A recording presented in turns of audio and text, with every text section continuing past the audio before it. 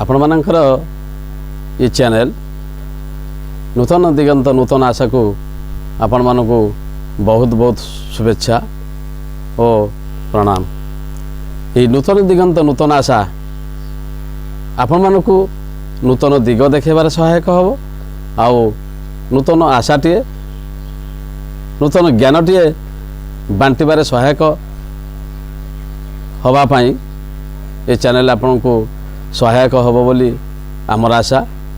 आपण माने एमती प्रश्न पचारू थांतु आउ आमे आपण मानकर जो जिज्ञासा अच्छी जिज्ञासा को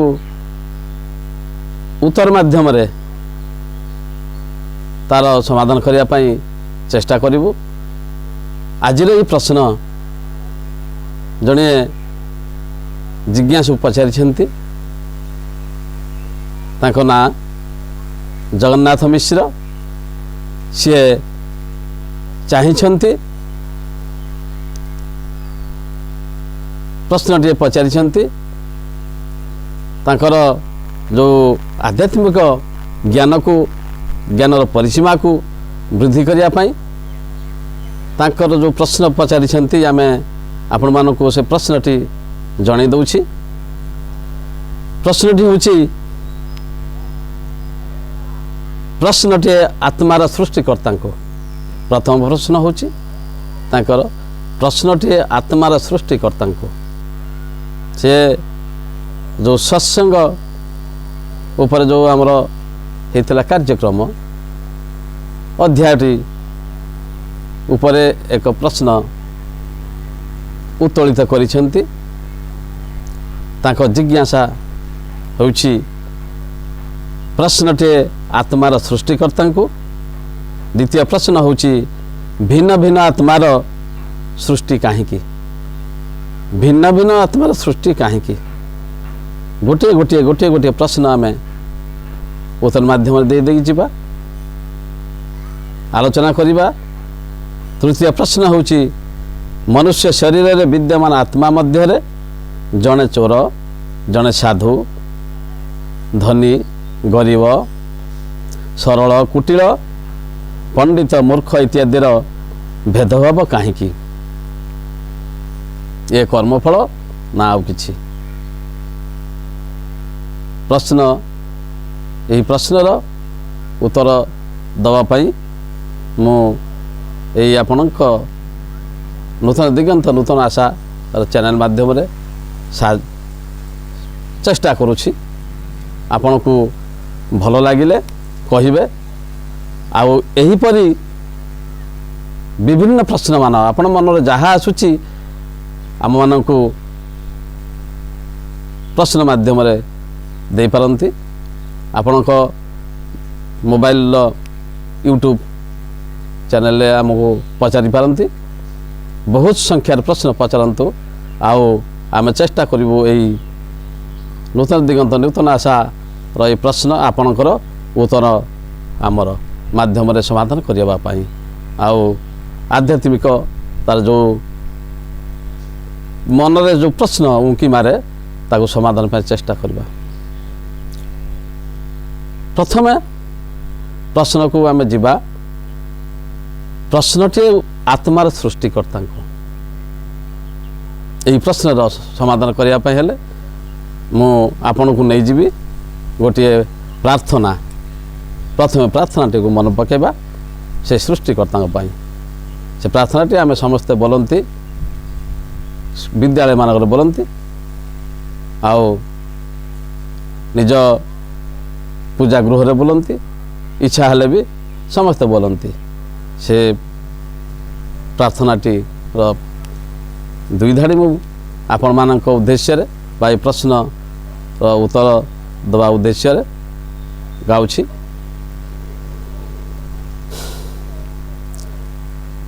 आहे दयामय विश्व बिहारी घेना दया बही मोर गुहारी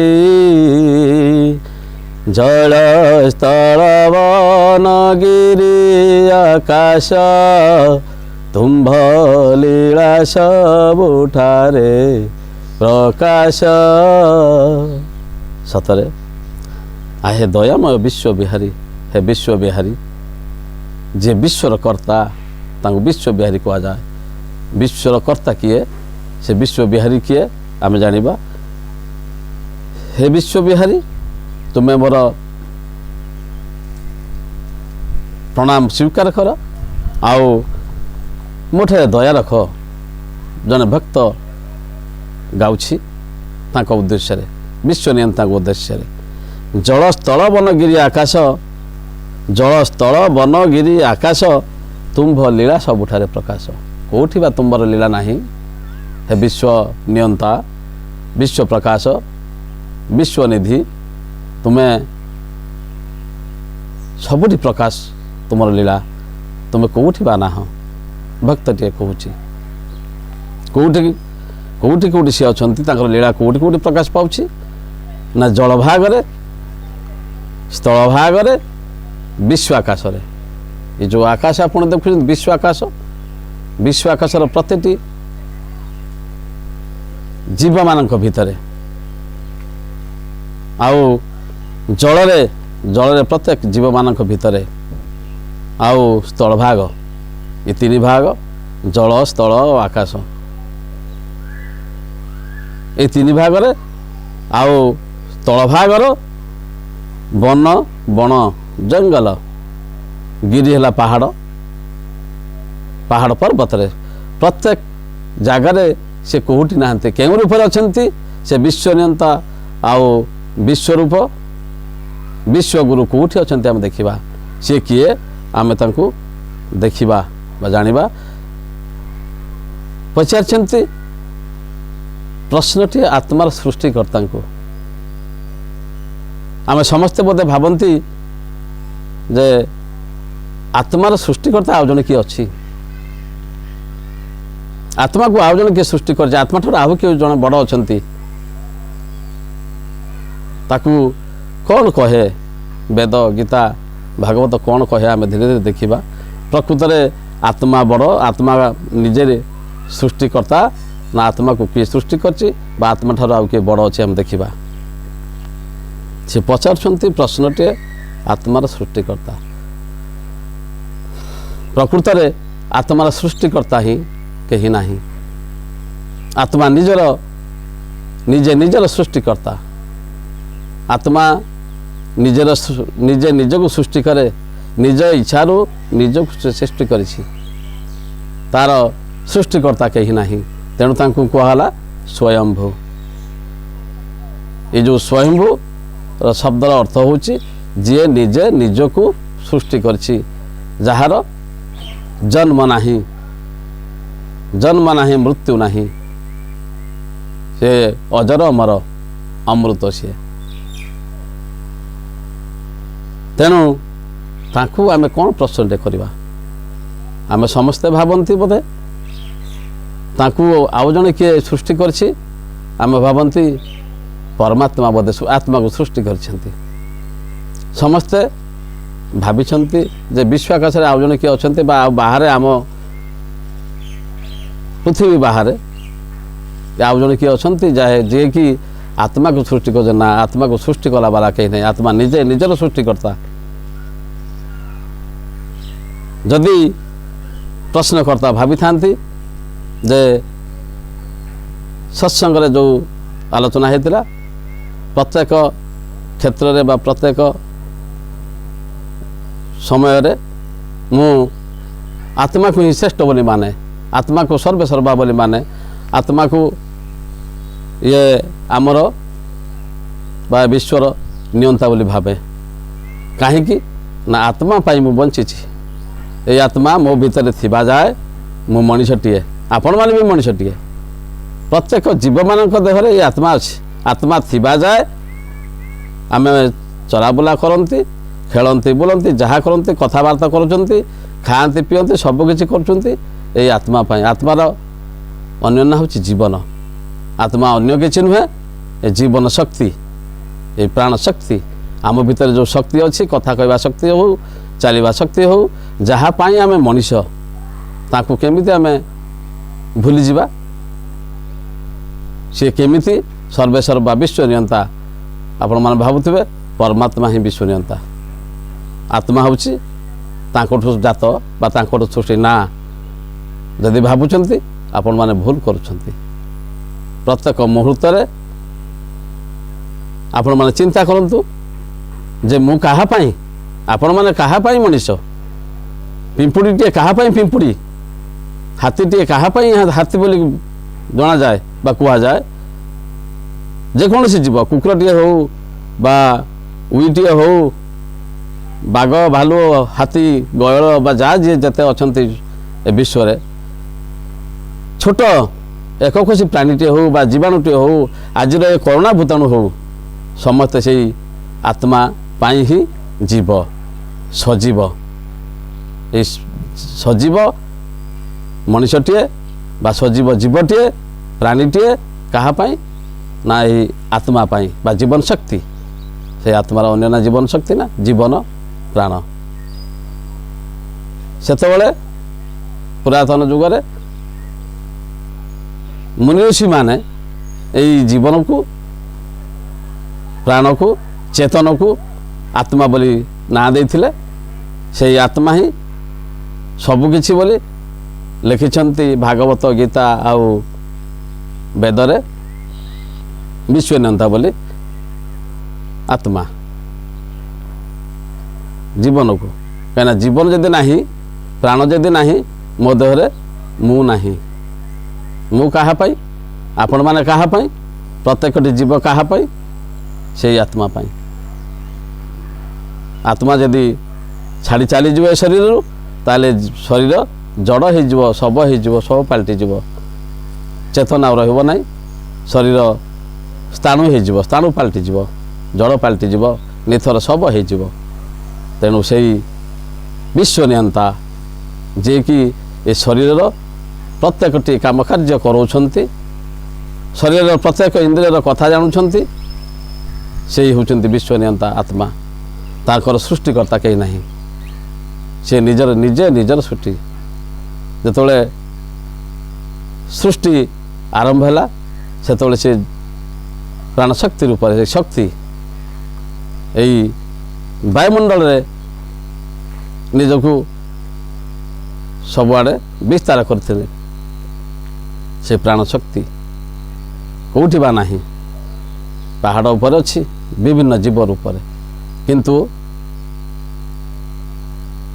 ଜଡ଼ ଜିନିଷରେ ନାହାନ୍ତି। ସେ ଆମ ମଣିଷର ଈଶ୍ୱର କେବେ ଜଡ଼ ନୁହେଁ। ଜୀବନ ପ୍ରଶ୍ନ ଯଦି ପଚାରିଥାନ୍ତି, ତାଙ୍କର ଉତ୍ତର ଇଏ ହେଉଛି ଯେ ଏମିତି ଏକ ପ୍ରଶ୍ନ, ସିଏ ଆତ୍ମାର ସୃଷ୍ଟି କିଏ କରିଛନ୍ତି? ଇଏ ଏମିତି ଏକ ଅସମାହିତ ପ୍ରଶ୍ନ। ଏ ପ୍ରଶ୍ନକୁ ଉତ୍ତର ଦେଲା ଭଳିଆ ମଣିଷ ପାଖରେ ଉତ୍ତର ନାହିଁ। କେମିତି ନା, ଆପଣ ଯଦି ପଚାରିବେ ଅଣ୍ଡା ଆଗେ ନା କୁକୁଡ଼ା ଆଗେ, ଗଛ ଆଗେ ନା ମଞ୍ଜି ଆଗେ, କେହି ଉତ୍ତର ଦେଇପାରିବେନି। ଏ ଅସମାହିତ ପ୍ରଶ୍ନ। ଏହି ପ୍ରଶ୍ନକୁ ଉତ୍ତର ଦେବା ପାଇଁ ହେଲେ ପ୍ରଥମେ ଯିଏ ଜନ୍ମ ହୋଇଥିଲା ସିଏ ହିଁ କହିପାରିବ, କିନ୍ତୁ ସିଏ ତ ଆଜି ନାହିଁ, ଉତ୍ତର ଦେବ କେମିତି କିଏ? ତେଣୁ କେତେ ହଜାର ବର୍ଷ, କେତେ ଲକ୍ଷ ବର୍ଷ ତଳେ ଏ ମଣିଷ ଜନ୍ମ। ତାର ପ୍ରଥମ ଜନ୍ମ, ଯାହାକୁ ଆମେ କହୁଛନ୍ତି ମନୁ ଆଉ ଶତରୂପା, ପ୍ରଥମ ମଣିଷ ଆମେ କହୁଛନ୍ତି, ବା ଆମ ଧର୍ମଗ୍ରନ୍ଥ କହୁଛି ମନୁ ଆଉ ଶତରୂପା ହେଉଛନ୍ତି ପ୍ରଥମ ମଣିଷ ବା ପ୍ରଥମ ସୃଷ୍ଟି ମଣିଷର। ସେହିପରି ଅନ୍ୟ ଧର୍ମ ତାଙ୍କର ଆଉ କିଏ ନାଁ ଦେଇଥିବେ ଆଉ କାହାକୁ। ବାଇବେଲ ଅଲଗା କାହାକୁ ଲେଖିଥିବ। ତାଙ୍କ ଧର୍ମଗ୍ରନ୍ଥ ଅନୁସାରେ, ବାଇବେଲ ଅନୁସାରେ ସିଏ ପ୍ରଥମ ମଣିଷ, ଆଉ କାହାକୁ ନାଁ ଦେଇଥିବେ। ତେଣୁ ଭିନ୍ନ ଭିନ୍ନ ନାଁ ଆସୁଛି। ଇଏ ନୁହେଁ, ସତରେ ମଣିଷ ବା ଜୀବ ଏଇ ଆତ୍ମା ପାଇଁ ହିଁ। ଆତ୍ମା ସମସ୍ତଙ୍କୁ ସୃଷ୍ଟି କରିଛି।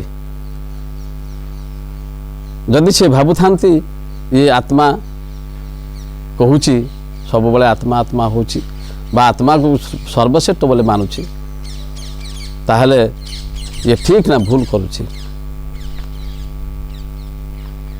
से अनुसार जदि से मते पचारुथुबे जे आत्मार सृष्टिकर्ता होछि मु ताने एठी तांकर भावना भूल मोर भी भावना भूल मो आत्मार सृष्टिकर्ता मु नुहे आत्मा सृष्टि होचंती निजे निज करछंती आत्मा को कहीं सृष्टि करी नाही ये समस्या बा ये प्रश्नर उत्तर कहीं दे पारिबे नाही ये होची जटिल प्रश्न जेमती अंडा आगे ना कुकुड़ा आगे ये प्रश्न को यदि आम खोजा पाइबा नाही तेणु आत्मा आत्मा क्या कहवा देखा अतति व्याप्नोति इति आत्मा अर्थात अतति व्याप्नोति इति आत्मा अत्र तत्र सर्वत्र जे विद्यमान यही पृथ्वी पृष्ठ पृथ्वी बाहर पृथ्वी माटी तले स्वर्ग मर्त्य पाताल तीन भुवन जे व्यापी रही से जीवात्मा ही आत्मा आत्मा पाई समस्त जीव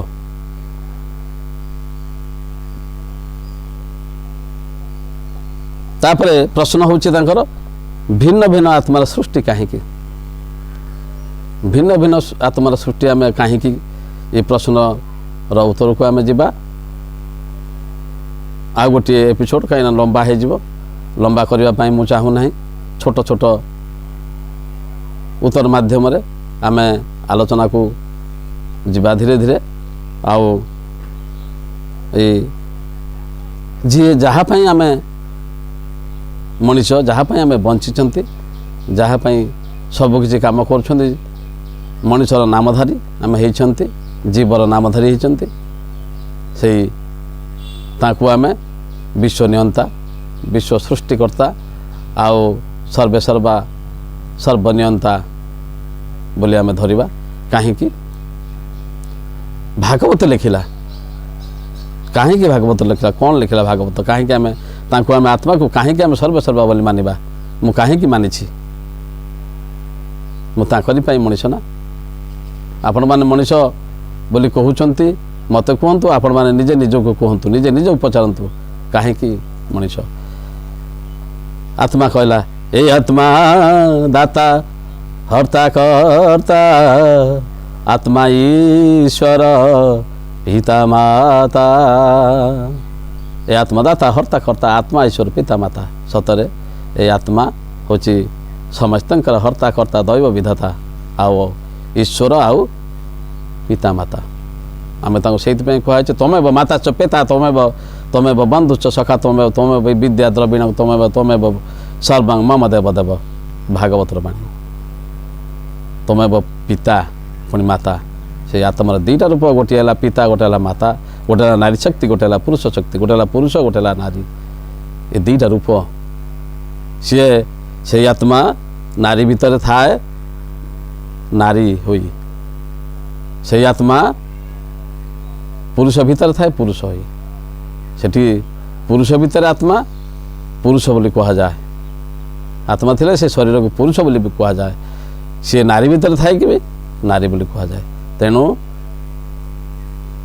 ईश्वर अर्धांग ईश्वर अर्धांग पार्वती बोली कहा जाए ये हूँ आत्मार कथा ये आज आत्मांकर प्रथम प्रश्नर उत्तर रखुची प्रथम प्रश्नर उत्तर आपण पाइथिबे बोली मु भावुची आ द्वितीय प्रश्न को आम जा आ गोटे एपिसोड जोटा कि टिके परे आमे आपण पाखरे पहुँचाई चेष्टा करूँ आपण दयाकरी दयापूर्वक सबू देखिए आउ निजर प्रश्नर समाधान आपण पाइबापी चाहिए बा चेष्टा करेंगे आउ जदि पसंद पसंद किसी हुए ताले जनइबे ये रोच समस्तंकर भल कामना करी समस्तंकर शुभ कामना करी समस्तंकर मंगल कामना करी रोची एठी मानिकी विश्राम दूची वर्तमान पुणी आ गोटे एपिसोड को आम जा सेकेंड प्रश्न को एठी मोर बाणिकी विश्राम दूची सर्वे भवन्तु सुखिनः सर्वे सन्तु निरामया सर्वे भद्राणि पश्यन्तु मा कश्चित् दुःखः भवेत् ओम शांति शांति शांति।